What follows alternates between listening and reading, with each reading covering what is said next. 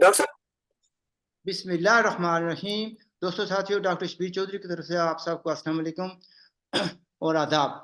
جناب آج میرے مہمان ہیں پروفیسر اعجاز پراچا صاحب. کافی عرصے بعد تشریف لائے ہیں اور آئی ہوپ کہ you will benefit from his wisdom and experience. Ijaz Paracha صاحب، welcome to the show. Hello. شکریہ ڈاکٹر صاحب. اچھا جناب، آج ہم بات کرنا چاہیں کہ پاکستانی سیاست کے بارے میں جو کچھ ہو رہا ہے، کیوں ہو رہا ہے، یا آئندہ مستقبل میں کیا ہوگا، اس پر ہم بات کریں گے اور دیکھتے ہیں کہ اعجاز پراچا صاحب کیا کہتے ہیں. اعجاز پراچا صاحب، آپ دیکھ رہے ہیں کہ پاکستان میں تبدیلیاں بڑی تیزی سے آ رہی ہیں اور کچھ لوگ یہ کہتے ہیں کہ الیکشن ہو جائیں گے، کچھ کہتے ہیں ابھی بھی پتہ نہیں کیا ہو جائے، کوئی پتہ نہیں ہے. حالانکہ سارے سائنس ہیں کہ الیکشن ہو جائیں گے، لیکن ان دا ویو آپ دیکھیں کہ سیکشن 144 بھی لگا دی گئی، ایجوکیشنل جو انسٹیٹیوشنز ہیں ان کو بھی بند کر دیا گیا. اس کا کیا میسج ملتا ہے؟ وٹ ڈو یو سے اباؤٹ دس؟ بسم اللہ الرحمن الرحیم. ڈاکٹر صاحب، جیسے کہ میں نے آپ کو پچھلے سال بھی بتایا تھا کہ جب یہ کہہ رہے تھے کہ الیکشن جون جولائی میں ہوگا، میں نے آپ کو بتا دیا کہ 2023 میں نہیں ہونے والے، بلکہ میں نے کہا 24 میں بھی شک میں ہے. تو صورتحال تو اسی طرح سے انسرٹن ہے. پھر جب انہوں نے کہا کہ شاید نومبر میں ہو جائے الیکشن، تبھی میں نے یہی موقف تھا میرا کہ نہیں ہونے والے. تو اب جو 8 فروری کا ہے، فروری تو پہنچنے والا ہے، بلکہ کل پرسوں شروع ہونے والا ہے. تو چانسز لگتا تو ہے کہ الیکشن ہو جائے گا، لیکن کس طرح سے ہوگا یہ نہیں کہا جا سکتا. مطلب یہ کہ یہ ایک تو وہ تو ظاہر سی بات ہے کہ جن حالات میں ہو رہا ہے الیکشن، تو کوئی پارٹی یقینی طور پہ اگر ہو جاتا ہے الیکشن تو اکثریت تو کسی کو نہیں ملے گی، اور اسی طرح سے مخلوط قسم کی گورنمنٹ بنے گی. تو شاید الیکشن ہو جائے. مخلوط والی بات میں ہے، یہ الیکشن یا الیکشن کے نام پر جو کچھ بھی ہوگا وہ ہوگا یا نہیں ہوگا. دیکھیے مسئلہ یہ آتا ہے کہ جیسے لوگوں کو پتا ہے کہ آرمی پبلک اسکول والا حادثہ بھی ایک ہوا تھا، ٹھیک، اور ابھی پچھلے دنوں بھی جو کچھ ہوا ہے کہ سیکشن 144 کا نفاذ ہو گیا، ایجوکیشن انسٹیٹیوشن بند کر دیے گئے. اور کچھ لوگ کہتے ہیں کہ ہو سکتا ہے پھر جو ہے نا ایران اور پاکستان کی جو تھوڑی سی چپلی چلی یا آپس میں ایک دوسرے کا ایکسچینج کیا انہوں نے، فائرنگ اور دھماکے ہوئے، تو اس کو بھی لوگ لنک کر رہے تھے. تو in view of all that آپ کیا سمجھتے ہیں کہ الیکشن بدستور بھی آپ سمجھتے ہیں کہ ہو جائیں گے؟ اور سب 50-50 چانسز ہیں کہ، اور بلکہ زیادہ لگ رہا ہے کہ شاید نہ ہو. اس کی وجوہات ہیں. اس کی ایک وجہ تو جیسے آپ نے کہا زیادہ چانس نہ ہو تو پھر 50-50 نہ ہوا، پھر تو کوئی تناسب بڑھ گیا نا. تو بہرحال چانسز تو ہیں کہ شاید ہو جائیں الیکشن، کیونکہ بالکل انسرٹن سچویشن ہے. تو اگر اور جیسے حالات جا رہے ہیں، اندرونی حالات بھی اور بیرونی حالات بھی، کہ دیکھیے آپ کو پتا ہے کہ اسٹیبلشمنٹ کے کنٹرول میں سب کچھ، اور پہلے اسٹیبلشمنٹ کو تھوڑا بہت انٹرنیشنل کمیونٹی کا جو وہ ہوتا تھا خوف، یا بین الاقوامی مبصرین کا کہ کوئی آبجیکشن اٹھائے گا یا کچھ، تو اس وقت تو تقریباً ماشاء اللہ قسم کی صورتحال ہے. وہ تو اور دنیا اپنے معاملات میں الجھی ہوئی ہے، چاہے وہ یوکرین کی وار ہو، چاہے وہ غزہ کا معاملہ ہو، تو کسی کی توجہ اس طرف کم ہی جائے گی. ہے تو اسٹریٹجیکلی اہم پاکستان. لیکن الیکشن کو مانیٹر کرنے والے بے شمار لوگ جو ہیں باہر سے تشریف لا چکے ہیں. اس کا مطلب یہ بھی نظر آتا ہے کہ پھر وہ اگر آئے ہیں تو الیکشن کچھ نہ کچھ ہوگا. لیکن ایک بات میں نے ابھی آج پڑھی ہے، بڑی انٹرسٹنگ ایک تبصرہ تھا کسی کا. انہوں نے کہا، آپ ذرا غور سے سن لیں اس کو، وہ کہتے ہیں کہ جب تک پاکستان میں GHQ نام کی بلڈنگ موجود ہے، اس وقت تک عمران خان کو انصاف نہیں مل سکتا اور نہ ہی سیاستدانوں کو اختیارات مل سکتے ہیں. آپ کیا کہتے ہیں اس بارے میں؟ دیکھیے ڈاکٹر صاحب، GHQ ہی تو وہ نام ہے جو عمران خان کو لے کر آیا تھا. تو اگر واقعی وہ نہیں چاہے گا تو عمران خان کو دوبارہ نہیں لایا جائے گا. اور اسی طرح سے جو بین الاقوامی مبصرین کی آپ نے بات کی، وہ تو حکومت نے جو موجودہ عبوری حکومت ہے، ظاہر بات ہے کہ وہ اسٹیبلشمنٹ کی آشیرواد سے آئی ہوئی گورنمنٹ ہے، تو انہوں نے خود مبصرین کو دعوت دی ہے. وہ تو جس کو کہتا ہے نا کہ آنکھوں میں سرما ڈالنا، وہ والا کام انہوں نے کیا ہے. تو وہ تو کوئی اتنی بڑی بات نہیں ہے. لیکن بین الاقوامی برادری سے میرا مقصد یورپین، امریکہ اور ایشین حکومتیں اور یہ دوسرے تمام علاقائی اور بین الاقوامی ممالک ہیں کہ وہ جو ہے تو پاکستان کی جمہوریت یا حکومت یا الیکشن پہ سوالات اٹھا سکتے ہیں. لیکن اس وقت دنیا اپنے مسائل میں گری ہوئی ہے، تو ان مبصرین کو بلاتے ہوئے بھی اگر وہ نہ چاہیں تو الیکشن نہیں ہوگا. تو نہیں اس جی میں شاہد واسی. بات یہ آتی ہے نا کہ عمران خان کا ذکر میں نے کیا، بھائی لوگ کچھ ابھی کہتے ہیں کہ اسٹل کچھ لوگوں کا وہ لاڈلا ہے، ٹھیک ہے، یعنی وہ جیل میں ہے لیکن اس کے باوجود یعنی ہر چیز، کوئی دن ایسا نہیں جاتا جس میں اس میں کوئی کچھ نہ کچھ کہے گا اور ساری ڈسکشن اس کے ارد گرد گھومتی ہے. آخر اس کی کیا وجہ ہے؟ بھائی کیا اب اسٹل لاڈلا ہے کچھ لوگوں کا؟ سب کرنا سی. دیکھیے ڈاکٹر صاحب، جو بڑی بات ہے وہ یہ ہے کہ پاکستانی اسٹیبلشمنٹ ابھی تک تقسیم ہے، اور کچھ لوگ چاہتے ہیں اسٹیبلشمنٹ کے اندر ہی، چاہے وہ بیوروکریسی میں ہو، اسٹیبلشمنٹ مطلب فوج میں ہو، سیدھی سیدھی بات کہوں تو، یا کسی بھی جگہ ہو، وہ مکمل طور پہ تقسیم ہے. گو کہ تناسب تھوڑا سا کم ہو چکا ہے بین الاقوامی حالات کے تناظر میں اگر دیکھیں تو، لیکن کچھ لوگ ہیں جو عمران خان کو سپورٹ کیے جا رہے ہیں. دیکھیے ڈاکٹر صاحب، ایک بات تو پکی ہے کہ عمران نے کو بین الاقوامی طاقتیں لے کر آئی تھی، اور وہی طاقتیں جو ہے تو ان کے ہاتھوں میں پاکستان کی کنٹرول ہے، چاہے وہ معاشی لحاظ سے ہو. یہاں پر یہ بڑی بات آپ نے کہہ دی ہے، تھوڑا سا اس کی وضاحت کی ضرورت پڑے گی. بھائی آپ کہتے ہیں، پہلے آپ کہہ رہے تھے کہ اسٹیبلشمنٹ لے کر آئی پاکستانی اسٹیبلشمنٹ، ابھی آپ کہہ رہے ہیں کہ بیرونی طاقتیں لے کر آئی تھیں. تو کیا بیرونی طاقتوں نے پاکستانی اسٹیبلشمنٹ کو یوز کیا، وہ ان کو لے کر آئے؟ اگر بیرونی طاقتوں کی یہ مرضی تھی کہ عمران خان آئیں تو ان کے مقاصد کیا تھے؟ وہ کیا چاہتے تھے عمران خان سے؟ دیکھیے ڈاکٹر صاحب، جو میں نے آپ کو بات کی کہ اسٹیبلشمنٹ ہی لے کر آئی، بین الاقوامی طاقتیں اگر کچھ چاہتی ہیں نا تو وہ اسٹیبلشمنٹ کے ذریعے کرواتی ہیں، خود تو وہاں پہ نہیں آتی. وہ وقت تو چلا گیا کہ جب برطانیہ آ کے وہاں پہ قبضہ کر کے خود بیٹھتا تھا. اب تو صرف وہاں پہ ان کے کارندے کام کرتے ہیں. وہ اسٹیبلشمنٹ میں بھی ہیں، بیوروکریسی میں بھی ہیں، ہر جگہ ان کے کارندے کام کر رہے تھے، چاہے وہ جوڈیشری ہو، چاہے ایون وہ جو ہے تو صحافت میں ہو، ہر جگہ ان کے نمائندے بیٹھے ہوئے ہیں اور وہ بات کرتے ہیں. آپ نے پوچھا کہ ان کو لانے کا مقصد. ایک بات کو میں اضافہ کروں، آپ کے سامنے، عباس بٹ صاحب کے سامنے، کتنے اور دوستوں کے سامنے میں نے بار بار کہا ہے کہ میر جعفر کے پڑپوتے نے کتاب لکھی ہے، ٹھیک ہے، فرام پلاسی ٹو پاکستان، ٹھیک. اور آج اس کا ایک حوالہ دے رہے تھے پاکستان کے ایک مشہور اینکر ہیں سید شفقت عمران، وہ کتاب کا فوٹو بھی دے رہے تھے اور یہ کہہ رہے تھے کہ یہ فیصلہ ہو گیا تھا، وہ کتاب میں بھی لکھتا وہ کہ پاکستان کے یعنی جو بیرونی ملک ہیں وہ کنٹرول کریں گے پاکستان کی پالیٹکس تھرو پریزیڈنٹ ہاؤس، ٹھیک ہے. خواہ پریزیڈنٹ اس کے پاس 56 آرٹیکل تھا جس کے تحت وہ ڈیزولو کرتے تھے، وہ ہو نہ ہو، اسٹل جو کمزور سا پریزیڈنٹ ہے وہ بھی he was calling the shots. تو دوسرے لفظوں میں آپ یہ کہہ رہے ہیں کہ اسٹل جو کنٹرول کرنے والے ہیں وہ پاکستانی پالیٹکس کو کنٹرول کر رہے ہیں. بالکل بالکل ڈاکٹر صاحب، یہ بات 100% ٹھیک ہے. یہ تو دیکھیے، یہ تو ایوب خان کے دور سے شروع ہو چکا ہے. یعنی جو ہم جو پاکستانی پولیٹیشین یا اینکر پرسنز یا مطلب صحافی وغیرہ گھما پھرا کے بات کرتے ہیں، کوئی کہتا ہے مجھے لیول پلینگ فیلڈ دی جائے، تو کس کو کہہ رہا ہوتا ہے؟ فوج کو کہہ رہا ہوتا ہے. کوئی کہتا ہے جی ہمارے ساتھ یہ زیادتی کی گئی، تو کس کو کہہ رہا تھا کہ فوج نے کی. تو فوج نے آخر کیوں کی، کس کی ماں پر کی؟ ان کڑیوں کو آپ ملائیں تو آپ کو کھیل سمجھ آیا تھا کہ کھیل کیا ہو کیا رہا پاکستان میں. اچھا، جب یہ کہا جاتا ہے کہ مثلا یہ کہا گیا کہ جب تک جی ایس ٹی نام کی بلڈنگ ہے تو عمران خان کو انصاف نہیں مل سکتا، لیکن عمران خان کی تو اگر جوڈیشری میں بھی دیکھیں اس کا بہت بڑی سے تھی، اس کے مفادات کا تحفظ کرنے والے موجود تھے، بیوروکریسی میں بھی موجود تھے، آرمی میں بھی موجود تھے.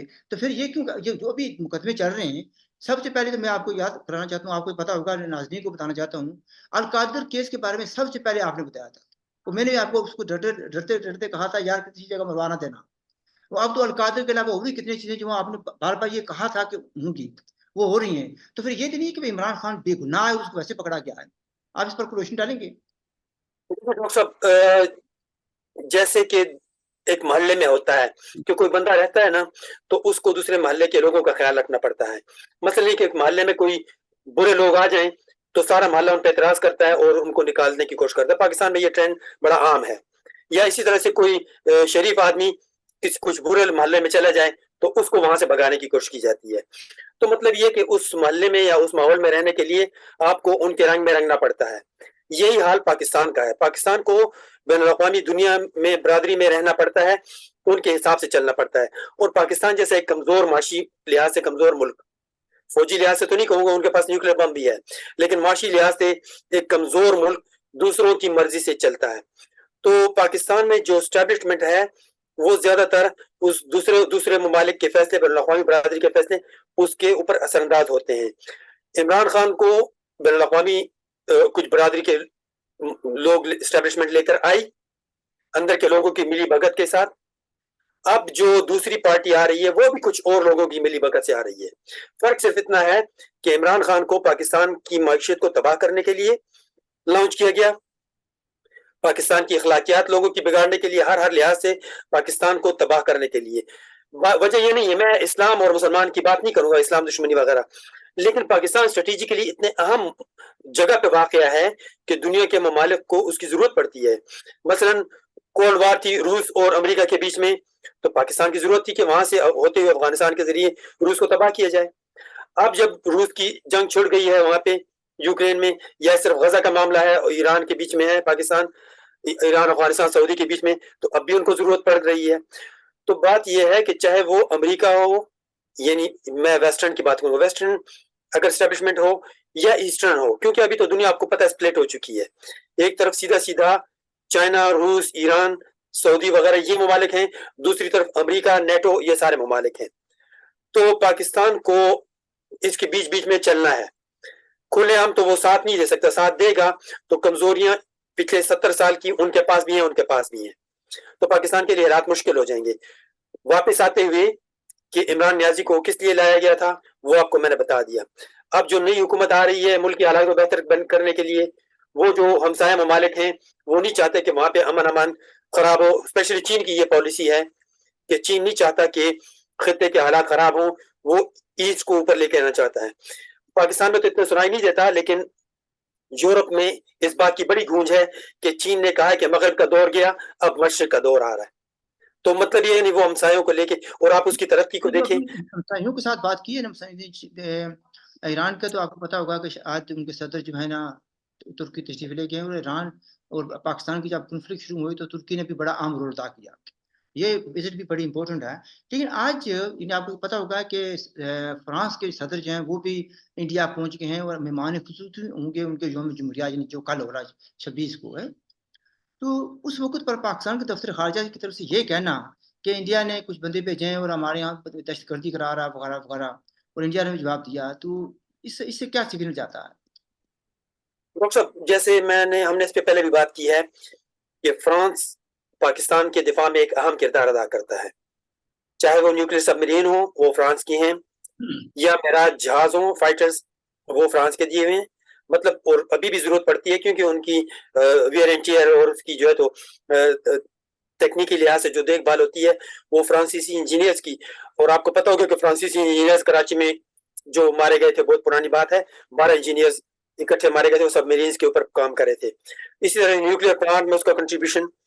تو فرانس کے صدر کا انڈیا کا دورہ پاکستان کو اس لحاظ سے بھی تکلیف دہ ہوگا کہ وہاں پہ کیا ہو رہا ہے، کیا پک رہا ہے، کیونکہ جس طرح سے انڈیا کو روسی فوجی امداد مل رہی ہے، 70% روس کے اوپر ڈیپینڈ کرتا ہے انڈیا، جنگی لحاظ سے، مطلب جہازوں کے لحاظ سے، ہوائی جہازوں کے لحاظ سے، فائٹر جہازوں کے لحاظ سے، یا سب میرین یا مطلب نیوی کے لحاظ سے، وہ انڈیا ڈیپینڈ کرتا ہے روس کے اوپر، اور پاکستان ڈیپینڈ کرتا ہے فرانس کے اوپر۔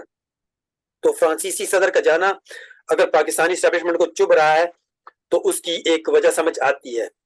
لیکن اس کو ایک اور ایک اینگل اور بھی ہے، میں نے پہلے بھی ایک دو بار کہا تھا، اور میری جو نئی کتاب آئی ہے رائز آف چائنا، اس میں بھی میں نے پری فیس میں یہ لکھا ہے، rise of China and the new world order.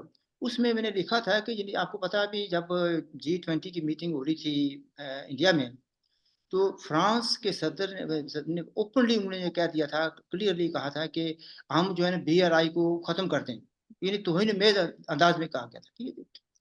تو اس میں جس طریقے سے کہا گیا کیا گیا ہے، تو وہ اس وقت میرا اپنی انڈرسٹینڈنگ تھی، میں نے کہا تھا بھی اب ان دونوں ملکوں کے درمیان دوستی بڑھ جائے گی، اور جو چیزیں پرووائڈ کرتا تھا چائنا اب وہ انڈیا کیا کرے گا، تو اسی طرف جا رہے ہیں۔ لیکن اس سے پاکستان کو نقصان ہوگا، جیسے آپ جس طرف آپ اشارہ کر رہے ہیں۔ پاکستان کو ڈاکٹر صاحب جو میں نے آپ کو بات کی کہ اگر دیکھیں یہ تو ملکوں کے معاملات اسی طرح سے ہوتے ہیں یہاں پہ مفادات کو دیکھا جاتا ہے, یہاں پہ دوست دشمنی تو نہیں ہوتی. آپ دیکھیے کہ فرانس اور آسٹریلیا, امریکہ اور انگلینڈ کے بیچ میں ایک ٹسل چل رہی ہے. بات یہ تھی کہ فرانس نے جیسے سب میرین پاکستان کو دی ہے, اسی طرح کے سب میرین کے آرڈر سے آسٹریلیا نے فرانس کو دیے تھے کہ فرانس نے یہ پرووائڈ کرنی تھی اس کو, اور انہوں نے اپنا ایک ایگریمنٹ بنایا امریکہ اور انگلینڈ نے, تو انہوں نے وہ کانٹریکٹ کینسل کروایا اور وہ کانٹریکٹ ہو گیا آسٹریلیا کا انگلینڈ اور امریکہ کے ساتھ. اب وہ مشترکہ طور پہ وہ بھی بلینز آف ڈالرز کا پروجیکٹ ہے, تو وہ ان کو دے دیا, جس سے فرانس اور ان کے تعلقات کشیدہ ہو گئے انگلینڈ, امریکہ اور آسٹریلیا کے ساتھ.